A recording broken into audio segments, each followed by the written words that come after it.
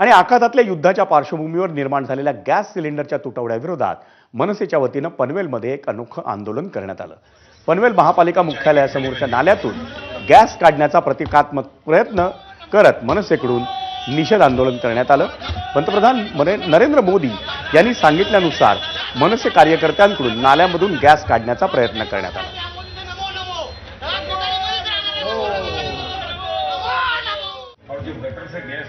काही वर्षापूर्वी देशाचे पंतप्रधान माननीय नरेंद्र मोदी यांनी देशातल्या तरुणांना विज्ञानाची आवड निर्माण व्हावी म्हणून एक वैज्ञानिक प्रयोग सांगितला होता की कोणत्याही नाल्यामध्ये तुम्ही भांडं उपडं करा, त्याला भोग पाडा आणि त्याच्यातून पाईप काढून तो सरळ शेगडीला जोडला तर तुम्हाला गॅस मिळतो नाल्यातला। तर आम्ही म्हटलं हा प्रयोग जर सक्सेसफुल झाला, मोदीजींनी करून बघितलेला आहे, त्यामुळे हा सक्सेसफुल झाला तर सगळ्यांनाच घरच्या घरी गॅस मिळेल। तर त्याच्यामुळे आम्ही आज एक भांडं आणलं, त्याला होल पाडला, त्याच्यातून पाईप काढला आणि तो या शेगडीला जोडला। दुर्दैवाने मोदीजी इतकी वर्ष जे खोटं बोलतायत हे सुद्धा त्यांचं म्हणणं खोटं निघालं। पावसाळ्यात मुंबईतील पूरस्थिती टाळण्यासाठी महत्त्वाचं असलेलं मिठी